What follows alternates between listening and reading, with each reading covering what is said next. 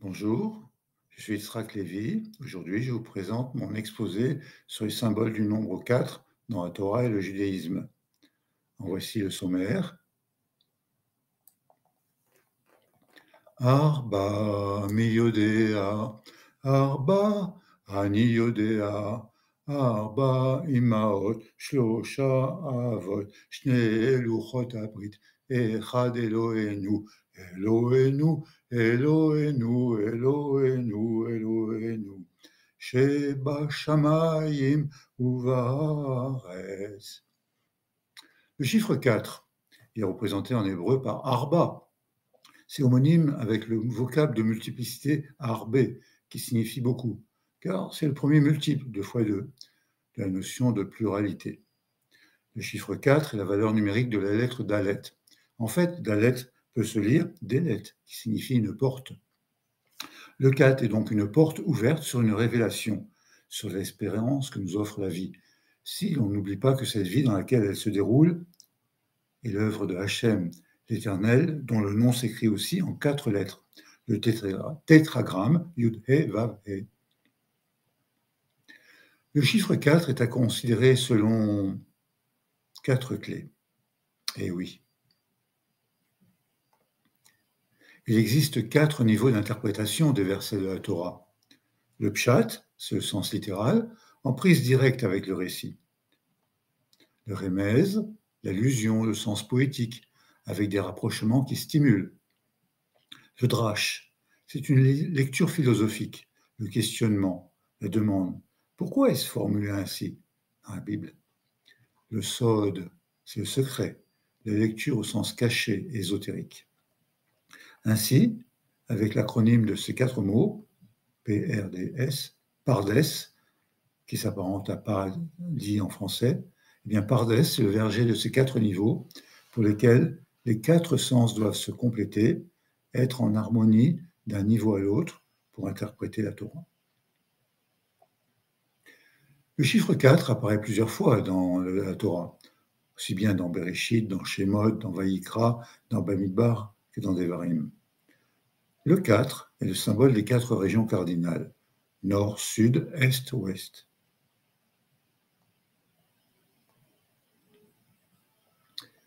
Bien, examinons les occurrences du 4 dans la Torah. Cela apparaît dans la Genèse avec les 4 matriarches. Sarah, l'épouse d'Abraham, Rivka, l'épouse d'Isaac, Rachel et Léa, les 2 épouses de Jacob. Sarah est le modèle de l'épouse juive, telle que évoquée par le roi Salomon, une femme vertueuse, la couronne de son époux. Rivka, sa venue au monde fut telle une rose parmi les épines, et elle conserva toute sa vie sa pureté angélique au milieu de parents, dont son frère Bathuel, de frères, dont son frère Laban, qui eux étaient particulièrement impies et iniques. Rachel, c'est la bien-aimée de Jacob. Rachel est belle, pudique, sensible envers autrui et sachant garder le silence. Elle est celle qui a le plus plaidé en faveur du peuple juif et qui a supplié Hachem de nous protéger et de ne pas nous surcharger d'épreuves en galoute, l'exil. Quant à Léa, elle est réfléchie et intelligente, animée d'une grande et sincère dévotion. Grâce à ses prières et à sa détermination, elle parvint à changer le décret, elle devait épouser Ésav, et épousera finalement Jacob. Elle lui enfantera 6 fils et une fille. Regardons les occurrences du 4 dans les différents livres de la Torah, commençant par Bereshit. Au tout début de Bereshit, chapitre 2, versets 10 à 14, au jardin d'Éden, un fleuve sortait pour arroser le jardin. Et de là, il se divisait en 4. Il formait 4 bras. Il y avait d'abord le Pishon, qui coule tout autour du pays d'Avila, où se trouve l'or. S'agit-il du Nil? Le Gihon, qui coule tout autour du pays de Couche, au sud de l'Égypte. Le Hiddekel, qui coule à l'orient d'Assour. Le Tigre, Assour, c'est la Syrie. Et l'Euphrate. Le verset 15 dit « L'Éternel Dieu prit l'homme et l'établit dans le jardin d'Éden pour le cultiver et le garder. Alors, où se trouve le jardin d'Éden? Où se trouvait le jardin d'Éden? Quelque part au Proche-Orient, entre l'Euphrate et le Nil. Vous voyez sur cette carte, on peut repérer les tribulations d'Abraham depuis la ville de Our en Chaldée, en passant jusqu'à Nahon, Padan-Aram, et ensuite il est redescendu en Eretz Canaan, qui allait devenir plus tard Eretz Israël. Dans l'Er Lecha, au chapitre 15, verset 12, le soleil étant sur son déclin, une torpeur s'empara d'Abraham, tandis qu'une angoisse sombre, profonde pesait sur lui. C'est une allusion aux 4 empires qui asserviront Israël. L'angoisse fait référence à la Babylonie, qui exerça une oppression physique sur Israël. Sombre et ténèbres fait référence à la Perse et la Médie, qui voulurent ravir son âme à Israël.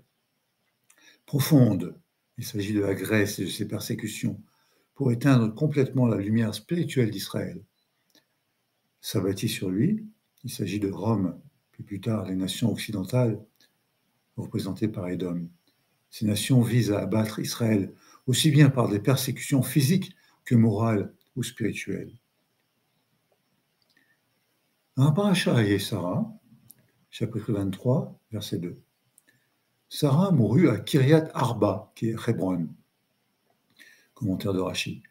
Cela fait référence au nom des 4 géants qui se trouvaient. Achiman, Sheshai, Talmai et Anak. C'est leur père, tel que cité dans la paracha chez l'Arlecha. Autre explication, Kiryat Arba fait référence au nom des 4 couples qui y seront enterrés. Il y avait déjà là-bas Adam et Ève, plus tard Abraham et Sarah, ensuite Isaac et Rivka, et enfin Jacob et Léa. Dans Parashat Vayetse, le songe de l'école de Jacob, au chapitre 28, verset 12. Maïmonide cite un passage du Midrash Tanhuma qui indique que l'échelle avait 4 barreaux, qui correspondent aux 4 stades que la pensée doit franchir pour parvenir jusqu'à Dieu, tel qu'il explique dans son guide des égarés. L'échelle était debout, dressée sur la terre. Le monde terrestre est celui des expériences et des perceptions. Alors, comment progresser vers le monde des êtres saints et des sphères supérieures? Et voici, les anges de Dieu montaient et descendaient. Le monde suprasensible des anges représente une étape. Le 4e échelon de l'évolution spirituelle représente le but de la connaissance et le but de la prière. Et voici, Dieu se tenait au-dessus. Donc, concernant le songe et l'échelle de Jacob, la première interprétation, ceci est à mettre en rapport avec le monde des phénomènes matériels. Ensuite vient le monde de la formation, et après le monde de la création, et enfin le monde des idées. L'homme a pour cadre de vie le monde de l'action dans lequel il organise sa vie. En réalité, ce monde-là, Olam Ha'asiya, se situe en bas de la hiérarchie des 4 mondes que l'homme appréhende du bas vers le haut. Tout en bas, le monde de l'action, Olam Ha'asiya. Ensuite, le monde de la formation, Olam Ha'yesira. Vient ensuite le monde de la création, Olam Ha'briya. Et tout en haut, le monde de l'émanation, Olam Ha'atzilut. D'ailleurs, dans la prière du matin, Shachrit, le déroulement suit ce même ordre. Jusqu'à Baruch She'amar, c'est le monde des phénomènes matériels.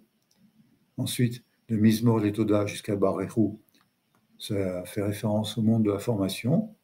De Yotzer Or jusqu'au Shema, il s'agit du monde de la création. Et enfin, la Hamida fait référence au monde des idées. Dans Parashat Vayetse, chapitre 28, versets 12 et 13, toujours au sujet de songe de Jacob, la deuxième interprétation est celle de Rabbi Eliezer. Il explique que le songe de l'échelle de Jacob fut un rêve prophétique. Hachem lui révéla le règne successif des 4 empires qui allaient asservir ses descendants, ainsi que l'ascension et la chute de chacun des empires. D'abord la Babylonie, ensuite la Perse et la Médie, ensuite la Grèce et enfin Rome et Édom. Les anges représentent en quelque sorte les patrons de ces empires dans la sphère céleste. Mais l'Éternel apparaît au sommet de l'échelle et promet sa protection à Jacob, puisqu'il est dit au verset 25, « Je te garderai partout où tu iras, je te ramènerai en ce pays. » Dans la même paracha Vaïsé, mais un peu plus loin, chapitre 29, verset 35. Léa cessa d'enfanter après le quatrième fils. Il s'agit de Judas. Il est à remarquer que le Dalet, valeur numérique 4, de Judas, vient s'inscrire au milieu du tétragramme, la royauté divine, pour former ensemble le nom de Yehuda, avec son Yud, et le Vav, Dalet et le He. C'est l'artisan du futur royaume de Dieu selon le Zohar. Au chapitre 30, versets 1 à 14, Jacob eut 4 femmes. Il s'agit de ses 2 épouses, Léa et Rachel, ainsi que leurs 2 servantes, Zilpa, la servante de Léa, et Bilha, la servante de Rachel. À elles 4, elles ont donné naissance aux 12 fils de Jacob. Ce sont les prémices des 12 tribus d'Israël.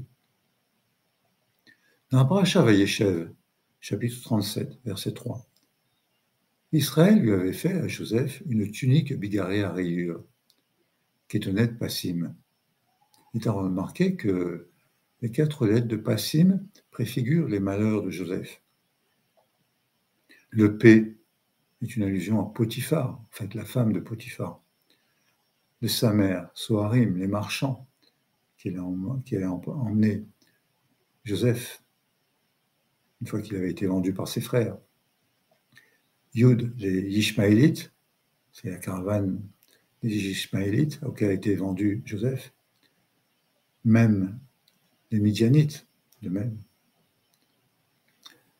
Dans Vayeshev, au chapitre 40, des versets 11 à 13, Vekus Paro Beadi.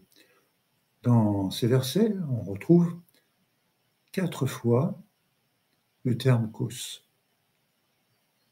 La coupe kous est citée 4 fois.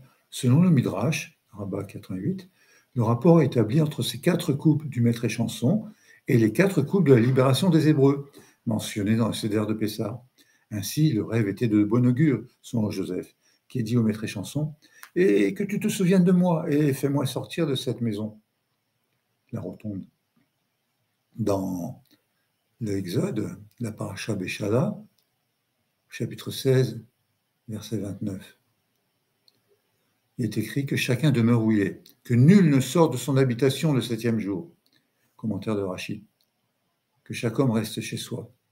C'est sur ce verset que se sont appuyés les sages pour fixer à 4 coudées la limite à ne pas dépasser lorsqu'on sort des limites permises le Shabbat.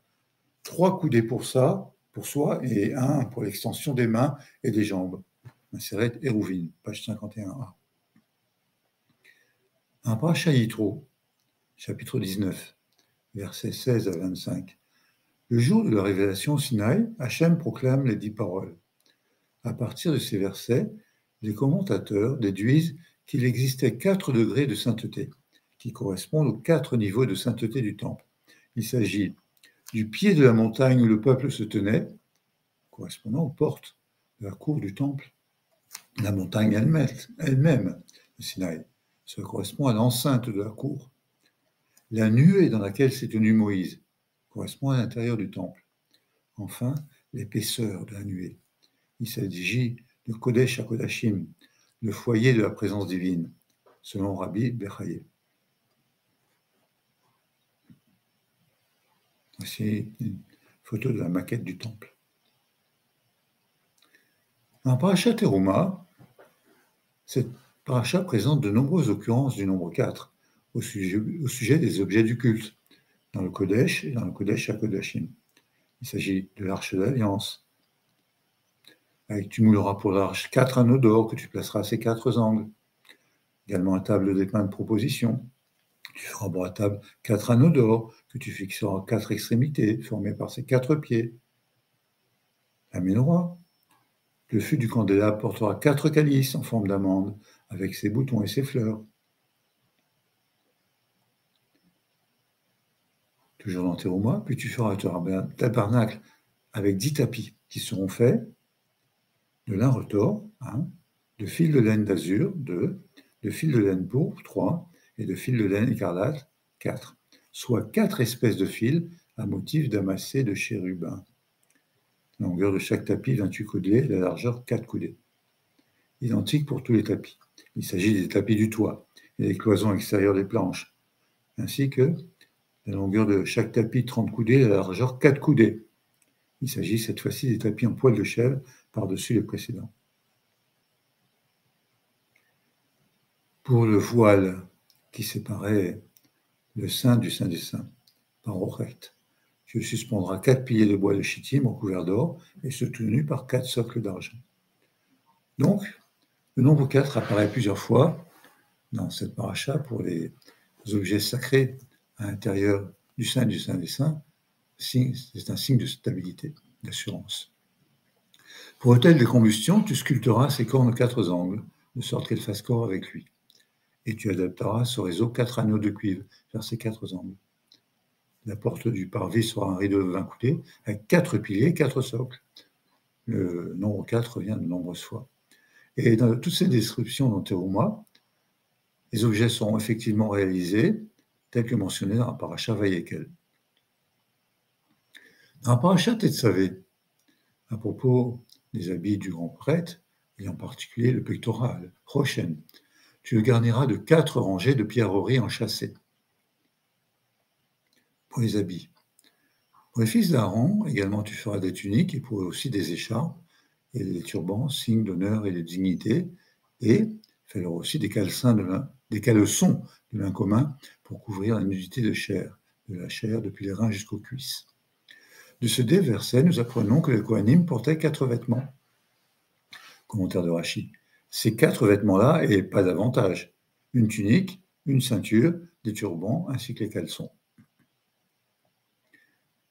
Dans le livre du Lévitique, Vayikra, chapitre 1, versets 4 à 9, puis également dans la paracha Tzav, au chapitre 7, versets 1 à 7, à propos des corbanotes enseignés à Moïse, juste après la faute du veau d'or au Sinaï, l'acte de Kapara, la propitiation, se déroulait en 4 étapes. Premièrement, mettre les mains, appuyer les mains sur la tête de la bête, la semicha, qui est un transfert symbolique de la kapara de l'individu vers l'animal. Cet acte est effectué par le propriétaire de l'animal. Tuer l'animal par shrita, symboliquement, c'est se débarrasser de son yetzer hara. Cet acte est effectué par le délégué, le shochet. Effectuer l'offrande à Hachem par le Kohen, symboliquement élever l'esprit vital. Et enfin, quatrièmement, asperger le sang sur l'autel des sacrifices par le Kohen. Symboliquement, cela permet l'élévation, et le sang devait être réparti sur les 4 côtés de l'autel. Dans le Lévitique, la paracha Shemini, chapitre 11, versets 20 à 23. Les insectes à 4 pattes sont interdits à la consommation, à l'exception de quelques espèces. Tout insecte ailé qui marche sur 4 pieds vous sera une abomination. Toutefois, vous pourrez manger parmi les insectes ailés, marchant sur 4 pieds, celui qui a au-dessus de ses pieds des articulations au moyen desquelles il saute sur la terre. Donc, vous pourrez manger ces insectes, l'arbé, le solam, le argol et le agab, soit 4 espèces dont on ne connaît plus les noms. C'est dans Maseret Roulin. Mais maintenant, de nos jours, nous ne savons pas les distinguer les uns des autres. Mais tout autre insecte ailé qui a 4 pieds sera pour vous chose abominable. Comme on ne sait pas traduire et savoir à quoi correspondent l'arbé, le solam, l'argol et le agab, de fait, on s'abstient de manger des insectes. Dans la paracha Tazria, chapitre 13, verset 2 à 28, au sujet de l'homme Metzora, c'est celui qui a proféré du lachon hara, et donc il est affecté, atteint par une sorte de lèpre. Cette sorte de lèpre, ça s'appelle la tsarahat, et elle apparaît sur le corps d'un individu selon 2 critères. Il y a d'une part la taille, la tsarahat doit avoir la dimension minimale d'une fève, et il y a sa couleur. Et la couleur se distingue par 4 nuances de blanc. Il y a d'une part la blancheur claire de la laine, si c'est le cas, c'est une tumeur séhet.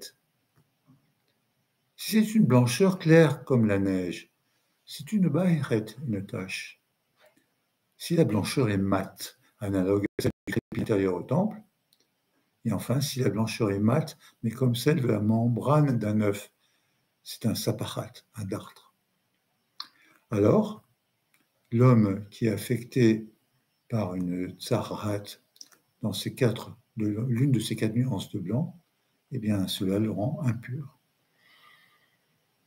Dans Parashat Kedoshim, le chapitre 19, quand vous entrerez dans la terre promise, vous irez planter quelques arbres fruitiers. S'ils donnent des fruits les 3 premières années, c'est une excroissance. Vous n'en mangez pas. Par contre, dans sa 4e année, tous ces fruits seront consacrés à des réjouissances en l'honneur de l'Éternel. Rashi dit, c'est comme le Maaser Sheni. Et enfin, la 5e année, alors là, vous pourrez jouir de ces fruits de manière à augmenter pour vous le produit. Dans le livre des Nombres, la Paracha Nasso, chapitre 7, verset 7, Moïse donna 2 voitures et 4 taureaux aux enfants de Gershom eu égard à leur tâche. Et les 4 autres voitures et les 8 autres taureaux, il les donna aux enfants de Merari eu égard à leur tâche, dirigés par Itamar, fils de Aaron le pontife. Commentaire de Rashi, selon leur service. Car le poids apporté par les enfants de Gershom était plus léger que celui confié aux enfants de Merari. Ceux-là avaient à transporter les planches, les piliers et les socles. Donc ils avaient besoin davantage de voitures. Dans la paracha d'Evarim, il est fait mention du mont Hermon. Et on dit, les Sidoniens le nomment Sirion et les Amoréens l'appellent Sénir, et jusqu'au mont Sion, c'est le Hermon. Commentaire de Rashi, cela fait donc 4 noms. Pourquoi était-il nécessaire de les écrire ces 4 noms? C'est pour porter éloge à Eretz Israël. Vous voyez sur la carte, Israël est vers le bas. 4 royaumes s'en glorifiaient. L'un disait, c'est mon nom à moi qu'il portera. Et l'autre disait, c'est mon nom à moi qu'il portera. C'était la limite nord du pays d'Israël, la chaîne du mont Hermon ici, Israël. Là, vous avez le Liban, et là, vous avez la Syrie. 4 royaumes se disputaient le mont Hermon. Dans le parachat d'Evarim, on rappelle que Og était un géant. Og, roi de Bashan, était tellement grand que son lit de fer, avait 9 coudées de long et 4 de large. En coudées communes, des coudées selon l'avant-bras de Og. Donc c'était un lit gigantesque. Et Og était un géant. Eh bien, Moïse et son armée l'ont défait, l'ont battu. Dans la Paracha Shoftim, chapitre 20, verset 3, Moïse dit, « Écoutez Israël, vous allez en ce moment livrer bataille à vos ennemis. Que votre courage ne mollisse point. Soyez sans crainte. Ne vous laissez pas déconcerter ni terrifier par eux. » Commentaire de Rashi. Ces 4 injonctions, que ne mollissent pas votre cœur, ne craignez pas, ne vous précipitez pas, ne soyez pas épouvantés. Eh bien, ces injonctions correspondent à 4 sortes de comportements des rois des nations de l'époque. Ils joignent leurs boucliers pour les heurter les uns contre les autres dans le but de produire un vacarme destiné à créer une panique chez leurs adversaires et à faire prendre la fuite. Ils font piaffer leurs chevaux et les inciter à hennir afin de faire résonner le vacarme produit par le mouvement des sabots. Ils hurlent eux-mêmes à pleine voix. Ils sonnent de la trompette et d'autres instruments bruyants, tels que rapportés dans Sota 42b. Eh bien, Moïse dit à son armée, ne vous faites pas impressionner par ces 4 sortes d'injonctions, ces 4 sortes de comportements. Dans la paracha Kitetsé, chapitre 22, verset 12, à propos du talit, tu te feras des cordons en franges aux 4 coins du vêtement dont tu te couvres. Je fais un focus particulier sur le personnage Aaron, en lien avec le 4. Aaron a été le premier Kohen Gadol du peuple juif, et c'est de lui que descendent tous les prêtres qui officièrent dans le temple et toute la dynastie des Kohanim jusqu'à nos jours. Aaron était célèbre pour avoir été la personnification de l'amour et de la poursuite de la paix. Il possède un lien fort avec le nombre 4, de par sa famille. Aaron a choisi pour épouse Elisheva, elle lui a enfanté Nadav, Avihu, Éléazar et Itamar. De même, de ton côté, fais venir à toi Aaron, ton frère, avec ses 4 fils, du milieu des enfants d'Israël, pour exercer le sacerdoce en mon honneur. C'est ce qui était raconté dans la paracha Tetzavé, chapitre 28, verset 1. En tant que Kohen Gadol, Aaron, porteur des habits sacerdotaux, pouvait officier est habillé de 8 vêtements, dont certains recouverts d'or. Par contre, pour le service de Kippour, il sera vêtu d'une tunique de lin consacrée, d'un caleçon de lin, d'une écharpe de lin et d'une tiare de lin qui sera sa coiffure. C'est un costume sacré, soit 4 vêtements de lin. Lorsque le Kohen Gadol cherchait à obtenir le pardon pour le peuple à Kippour, il portait toujours ses vêtements blancs. En effet, les vêtements dorés rappelaient à Hachem la faute du veau d'or. Ce serait peu propice lorsqu'on cherche à obtenir le pardon. Tandis que les 4 vêtements blancs symbolisent les 4 camps d'anges qui servaient Hachem, selon Rabbeinu Bechaye. Remarquez que la gamétria de Aaron, avec le Aleph, le He, le Resh et le Nun, déséditionné le 1, le 5, le 200 et le 50, cela fait 256. 256, c'est 4 puissance 4. 4 fois 4 fois 4 fois 4. Et la gamétria de Kohen Gadol, eh bien, 75 plus 37, ça fait 112. C'est 4 fois 4 fois 7. Remarquable. Aaron a été le premier Kohen Gadol du peuple juif. Il a reçu l'enseignement de son frère Moïse de la façon suivante. Nos maîtres dans la Mishnah ont enseigné. Dans quel ordre s'effectuait l'enseignement? Eh bien, Moshe recevait l'enseignement, si on peut dire, de la bouche de Hachem lui-même. Entrait alors Aaron, à qui Moshe répétait son chapitre. Aaron s'écartait, s'asseyait à gauche de Moshe. Entraient ses fils de Aaron, à qui Moshe répétait leur chapitre. Puis il s'écartait. Alors Éléazar s'asseyait à la droite de Moshe, Itamar à la gauche d'Aaron. Entraient alors les anciens, à qui Moshe répétait leur chapitre. Puis il s'écartait et s'asseyait sur les côtés. Entrait alors tout le peuple, à qui Moshe répétait son chapitre.